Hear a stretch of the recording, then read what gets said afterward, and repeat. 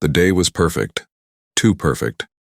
The kind of perfect where you can almost smell trouble brewing beneath the flowers and champagne. My name's Michael, and this is the story of how my wife's family tried to tear me down at our wedding rehearsal dinner, only to eat their words in the most unforgettable way. Hey, before we dive in, let me know in the comments where you're watching from. Your city, your country. It means the world to hear from you, and I'm curious to see how far this story travels. Now let's get to it. It was a warm June evening in Charleston, South Carolina. The air carried the sweet scent of magnolias, and the venue, a historic plantation house draped in Spanish moss, looked like it was ripped from a postcard. My fiancée, Emily, glowed in her cream dress, her smile brighter than the string lights above the garden. We were one night away from saying, "I do," surrounded by family and friends for the rehearsal dinner. Everything screamed romance. But beneath the clinking glasses and polite laughter, something felt off. I stood at the head of the long oak table, my tie slightly loosened, trying to soak it all in. Emily's hand rested on mine, her fingers warm and steady. She was my anchor. Her parents, Richard and Diane, sat across from us, their smiles tight, like they were posing for a photo they didn't want to be in. Her older sister, Lauren, swirled her wine glass, her eyes darting between me and her phone. Then there was Uncle Tom, loud and red-faced, already on his third bourbon, and Emily's cousin Jenna, who kept whispering to Lauren with a smirk. The rest of the table, my parents, my brother Jake, and a few close friends, seemed oblivious, chatting and laughing over plates of shrimp and grits. But I noticed the looks, the way Diane's eyes lingered on my calloused hands, the ones I'd earned from years of carpentry work. The way Richard cleared his throat every time I spoke, like my words were an interruption. Emily's family came from old Charleston money, mansions, country clubs, trust funds. I didn't. I grew up in a small house in Savannah, fixing cars with my dad, and saving every penny for a future I had to build myself. Emily never cared about that. She loved me for me. Her family? That was another story. The rehearsal had gone smoothly earlier that day. We'd practiced the walk down the aisle, laughed through the pastor's corny jokes, and even nailed the timing for our first dance. But now, at the dinner, the air felt heavier. I caught snippets of conversation that didn't sit right. Lauren muttering something about standards. Diane's fake laugh when my mom mentioned how proud she was of my woodworking business. It was subtle, but it stung, like a paper cut you don't notice until it burns. I leaned over to Emily, whispering, "You okay? Everyone's behaving, right?" She squeezed my hand, her green eyes sparkling. "They're just being them, Michael. Ignore it. Tomorrow's about us." Her voice was soft, but I could hear the strain. She knew her family better than anyone. They loved her, sure, but they had expectations, and I wasn't part of their plan. As the servers cleared the plates, Richard stood to give a toast. He was all polish, tailored suit, silver hair, the kind of man who commanded a room without trying. "To Emily," he said, raising his glass, "our pride and joy. May tomorrow be the start of a life filled with everything you deserve." The table clapped, but his eyes flicked to me, and for a split second, I saw it. Doubt. Like I wasn't the man who could give her that life. Diane followed with her own toast, her voice syrupy sweet. "To love," she said, "and to family who always know what's best." She smiled at me, but it didn't reach her eyes. My stomach twisted. I glanced at my parents, who were beaming, clueless to the undercurrent. My brother Jake caught my eye and raised an eyebrow, like he sensed it too. He knew me better than anyone. He'd seen me fight for everything I had, from my business to Emily's heart. The dinner rolled on, and I tried to focus on the good. Emily's laugh, the way her hair fell over her shoulder when she turned to me, the way my best friend Chris kept the table entertained with stories from our college days. But those little barbs kept coming. Lauren leaned over to Jenna, whispering loud enough for me to hear, "He's nice, but does he even fit in with all this?" Jenna giggled, covering her mouth. I pretended not to notice, but my grip on my fork tightened. Then came dessert. The servers brought out slices of pecan pie, and the conversation shifted to the wedding gifts. Uncle Tom, slurring slightly, called out, "Michael, what did you get, Emily? Hope it's something that matches her style." The table laughed, but it wasn't friendly. It was like they were waiting for me to prove myself. Emily squeezed my knee under the table, her way of saying, "You've got this." I smiled, keeping it light. "It's a surprise, Uman," I said. "Something from the heart." The table went quiet for a moment, and I saw Diane exchange a look with Richard. Lauren smirked, sipping her wine. I felt the weight of their judgment, like I was on trial for daring to love their daughter, their sister. What they didn't know was that I'd spent months working on Emily's gift. Not just money, but my hands, my time, my soul. It was something no one in that room could have predicted. And when the moment came, it would change everything. As the night wound down, the tension hung in the air like humidity before a storm. I could feel it. Something was coming. Something that would crack this perfect evening wide open. And I wasn't sure if I was ready. The candles on the table flickered, casting long shadows across the faces of Emily's family. The rehearsal dinner was winding down, but the air felt thicker, like the calm before a storm you know is coming. I sat next to Emily, her hand still resting on my knee, grounding me, but every laugh, every glance from her family felt like a needle pricking my skin. They didn't think I belonged, and they weren't subtle about it anymore. The servers were refilling wine glasses when Lauren, Emily's sister, leaned back in her chair, her voice cutting through the chatter. "So, Michael," she said, loud enough for the whole table to hear, "tell us about your business. Carpentry, right? That's so quaint." Her smile was sharp, like she'd rehearsed the line. Jenna snickered, hiding it behind her napkin. My mom's fork paused mid-air, her eyes narrowing slightly. Jake, my brother, shot me a look that said, "Stay cool." I took a breath, keeping my voice steady. "Yeah, carpentry. I build custom furniture, restore old pieces. It's good work. Keeps me honest." I tried to laugh it off, but Lauren's smirk didn't budge. She tilted her head like she was sizing me up. "Honest is great," she said, "but Emily's used to a certain lifestyle. You know, the kind of thing Dad's firm provides." She gestured vaguely at Richard, who was sipping his whiskey, pretending not to listen. Emily's hand tightened on my knee. "Lauren," she said, her voice low but firm, "Michael's work is incredible. You should see the pieces he's made." Her defense warmed me, but it didn't stop the chill creeping up my spine. Diane, Emily's mom, chimed in, her tone dripping with fake warmth. "Oh, I'm sure it's lovely, dear. But Lauren's just looking out for you. We all want you to have stability." The word hung in the air like an accusation. Stability. As if I was some drifter who'd wandered into their daughter's life.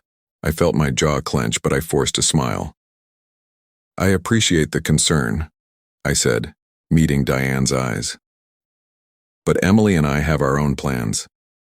My voice was calm, but inside I was burning. They didn't know me. They didn't know the nights I'd stayed up, sketching designs for my workshop, or the years I'd spent saving for a future with Emily.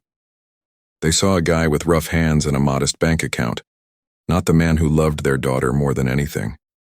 The table went quiet for a moment, the kind of silence that feels like a held breath. Then Uncle Tom, oblivious to the tension, bellowed, "Well, let's hear more about this gift of yours, Michael. What's a carpenter going to give a girl like Emily? A handmade spoon?" He laughed, slapping the table, and a few others joined in, though it sounded forced. Emily's face flushed and she opened her mouth to speak, but I touched her arm gently. "It's okay," I whispered. "Let them talk." But they didn't stop.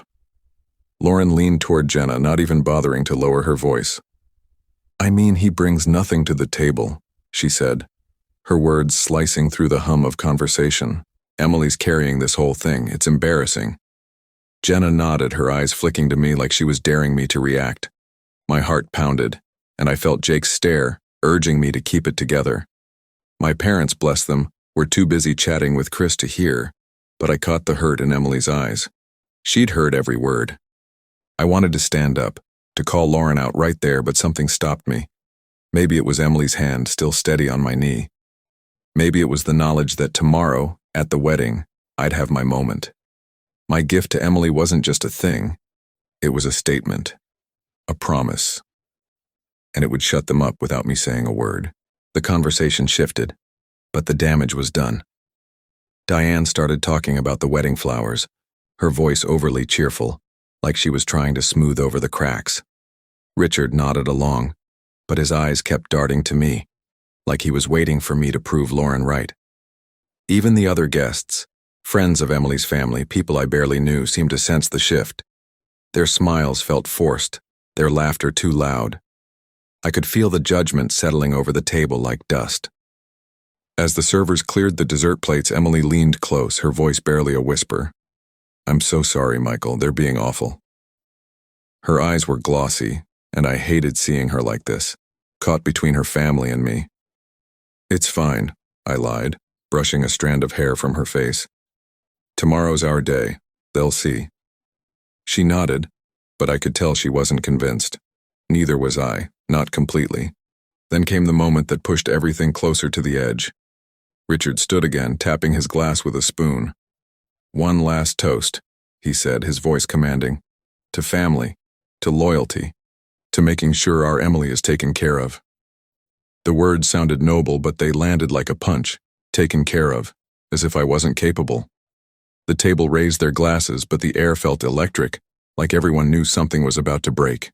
I caught Lauren whispering to Jenna again, her words barely audible but sharp enough to cut. "He's got no idea what he's in for." My blood boiled, but I kept my face neutral. Emily's hand found mine under the table, squeezing hard. She knew. She always knew when I was holding back. The night ended with polite hugs and forced smiles, but the tension lingered like smoke. As we left the venue, the stars bright above the plantation house, I felt Emily's arm slip through mine. "I love you," she said, her voice fierce. "No matter what they say." I kissed her forehead, promising myself that tomorrow they'd see who I really was.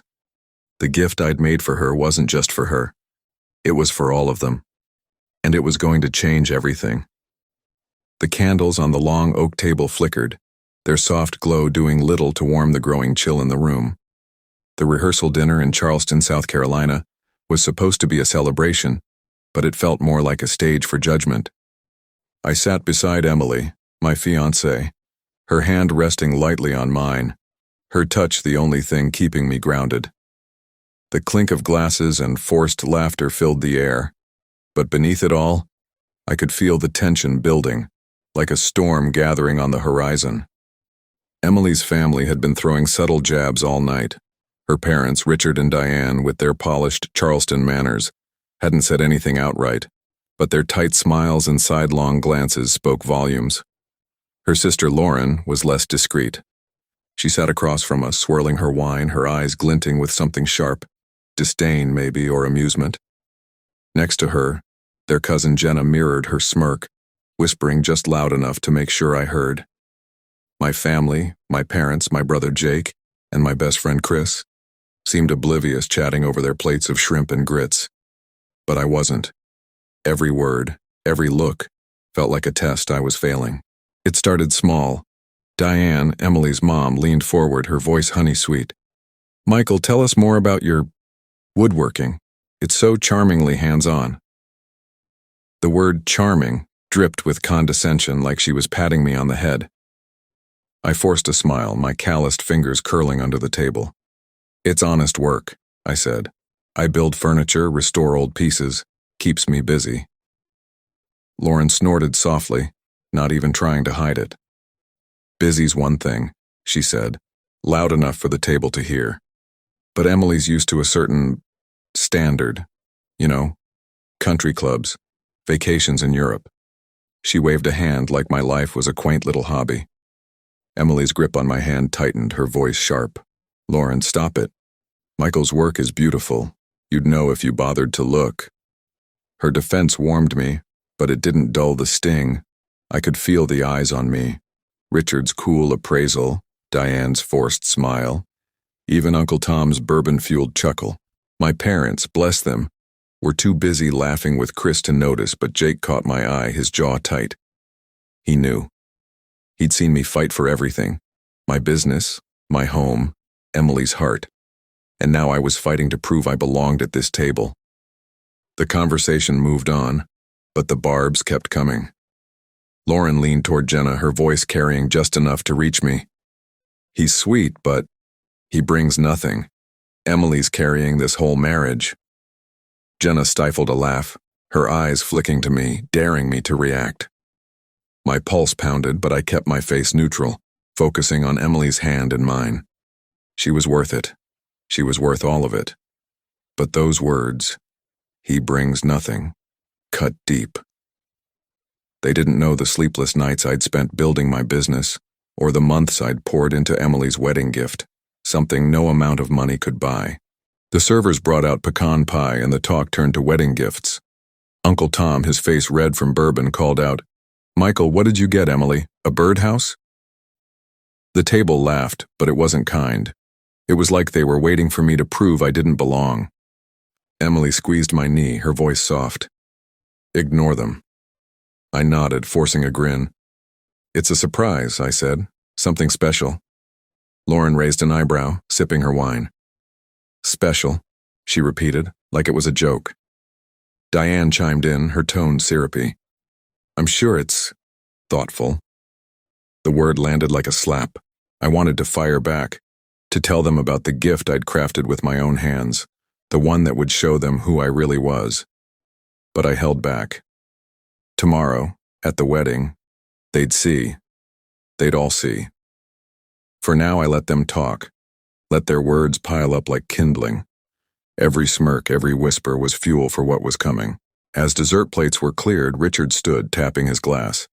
"A toast," he said, his voice smooth but heavy. "To Emily, our pride and joy. May she always have the life she deserves."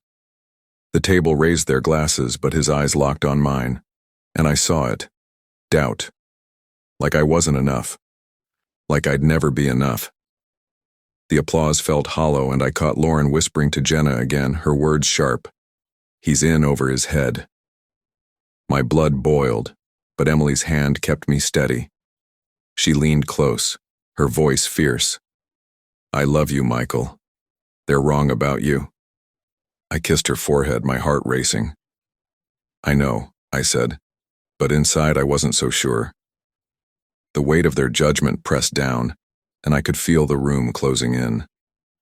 The dinner ended with polite hugs and strained goodbyes, but the tension lingered, thick as the humid Charleston air.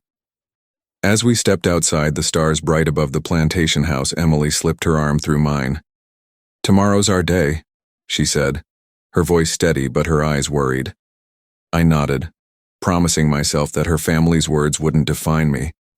My gift would. And when it was revealed, it would silence them all. The wedding day dawned bright and humid, the Charleston sun casting a golden glow over the plantation house. The air buzzed with anticipation, but for me, Michael, it felt like the calm before a reckoning. Emily looked like a dream in her white dress, her smile radiant as we stood at the altar, hands clasped, promising forever. The ceremony was flawless, vows exchanged, rings slipped on, applause echoing through the garden. But the rehearsal dinner's wounds still stung. Lauren's words, "He brings nothing," echoed in my head. Today, I'd prove them wrong. The reception was in full swing under a grand white tent, string lights twinkling like stars. Guests mingled, sipping sweet tea and bourbon, while a jazz band played softly. Emily and I moved through the crowd, her laughter easing the knot in my chest. My parents beamed, my brother Jake gave me a proud nod, and even my best friend Chris seemed to sense the weight of the moment. But Emily's family? Their smiles were thin, their eyes watchful. Richard, her father, stood tall in his tailored suit, shaking hands like a politician. Diane, her mother, fussed over the floral arrangements, avoiding my gaze. Lauren and Jenna whispered near the bar, their glances sharp as knives. Dinner was served, low country boil, cornbread, and pecan pie, and the toasts began. Emily's dad went first, his voice warm but pointed, talking about providing for family. Diane followed, her toast heavy with talk of legacy and security. Each word felt like a dig, a reminder that they didn't think I measured up. Emily squeezed my hand under the table, her eyes saying, "Ignore them." But ignoring them was getting harder. Then it was time for the gift exchange. Emily went first, her voice trembling with excitement as she handed me a small box. Inside was a vintage watch, engraved with our initials and the date we met. "So you'll always have time for us," she said, her eyes shining. The crowd cooed and I kissed her, my heart full, but I felt the weight of every stare, especially Lauren's, her smirk practically screaming, "Top that." I stood, clearing my throat, my palms sweaty. "Emily," I said, loud enough for the tent to hear, "I've spent months working on your gift. It's not just for you, it's for us." The room went quiet, and I nodded to Jake, who disappeared behind the tent. Whispers rippled through the crowd. Lauren leaned toward Jenna, muttering something I couldn't hear but could guess. Diane's smile froze, and Richard's eyebrows lifted, like he was bracing for disappointment. Jake returned, wheeling in a large object draped in a white cloth. Gasps spread as I pulled the cloth away, revealing a handcrafted wooden hope chest. The oak gleamed under the lights, its surface carved with intricate designs, magnolias, waves, and our initials intertwined. The crowd leaned forward, murmuring in awe. I opened the lid, revealing a velvet-lined interior with compartments for letters, photos, and keepsakes. But the real surprise was inside. A leather-bound book, every page filled with handwritten notes from me to Emily, chronicling our love story, every date, every laugh, every moment that led us here. "Emily," I said, my voice steady but thick with emotion, "this chest is for our future, a place to hold our memories, our dreams, our life together. I built it with my hands, the same hands that built a life for us. And this book, it's every reason I love you written down so you'll never forget." I handed her the book, my heart pounding. Emily's eyes filled with tears as she flipped through the pages, her fingers tracing my words. The crowd was silent, the air heavy with emotion. Then she looked up, her voice breaking. "Michael, this is everything." She threw her arms around me, and the tent erupted in applause, loud and genuine. My parents wiped their eyes and Jake grinned, clapping me on the back. But Emily's family? Their faces told a different story. Lauren's smirk was gone, her mouth slightly open like she'd been slapped by the moment. Jenna stared at the chest, her wine glass forgotten in her hand. Diane's smile faltered, her eyes darting to Richard, who sat rigid, his jaw tight. The applause washed over them, but they looked exposed, like their doubts about me had been laid bare and found wanting. Then Lauren stood, grabbing the microphone from the table. The crowd hushed, sensing something big. I need to say something," she said, her voice shaky but loud. "I was wrong about Michael." The words hung in the air, and my heart stopped. "Last night I said things I shouldn't have. I thought he wasn't enough. But this?" She gestured to the chest, her eyes glistening. "This is love. Real love. And I'm sorry, Michael. Emily, you chose right." The tent was silent for a heartbeat, then exploded in cheers. Emily's tears spilled over as she hugged Lauren, who looked like she might cry too. Diane's face flushed, and she busied herself with her napkin, avoiding my gaze. Richard cleared his throat, raising his glass. "To Michael," he said, his voice strained but sincere. "Welcome to the family." The applause roared again, and Emily kissed me, her smile brighter than the sun. The moment was electric, a mix of shock and triumph. My gift hadn't just silenced them, it had rewritten the story they'd told themselves about me.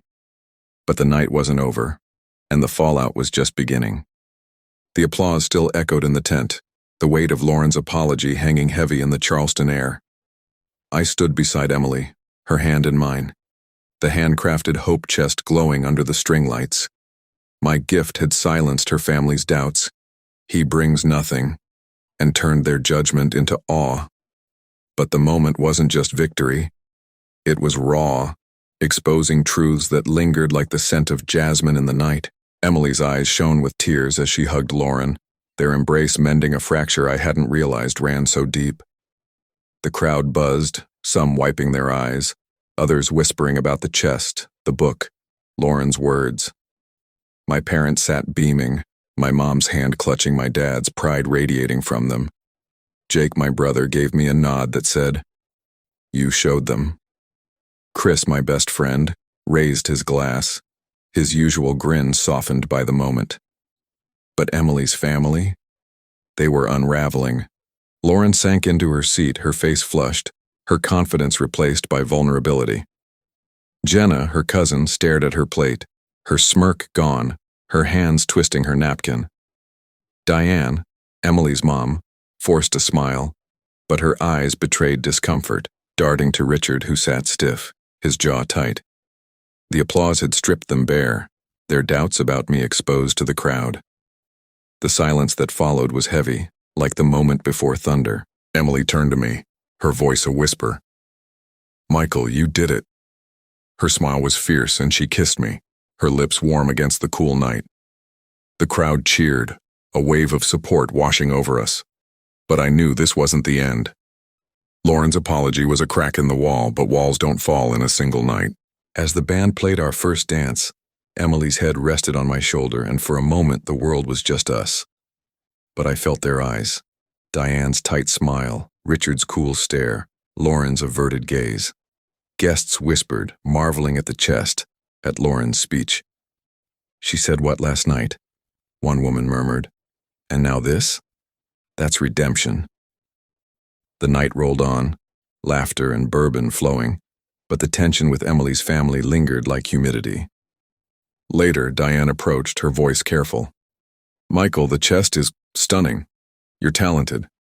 It was as close to an apology as she'd get, but it felt hollow. I nodded. "Thanks, Diane. It's for Emily." She hesitated, then walked away, her posture rigid. Richard pulled me aside, his handshake firm but his eyes distant. "You surprised us, Michael," he said. "Let's move forward." It wasn't warmth, it was a truce. Lauren kept her distance, her apology still raw between us. The wedding ended with sparklers and cheers, Emily and I driving off in a vintage car, the hope chest in the back. She leaned against me, her voice soft. "You're my home, Michael." Those words carried me through the doubt, the judgment, the weight of it all. In the weeks after, things shifted slowly. Lauren called Emily, their talks mending their bond. Diane sent a polite card. Richard invited us to dinner, a small step. The chest sat in our home, holding our wedding photos, my letters, our dreams. Our marriage grew stronger, not because of the drama, but because we faced it together. Weddings don't just unite, they reveal. Doubts, regrets, love, all laid bare. Emily's family thought I wasn't enough, but that chest, those letters, showed them my heart. Maybe they learned not to judge so fast. What about you? Ever seen a wedding moment where truth came out, changing everything? Share it in the comments. I'm all ears. And if this story hit you, hit subscribe. Stories like these remind us love is worth fighting for. Until next time, keep believing in second chances.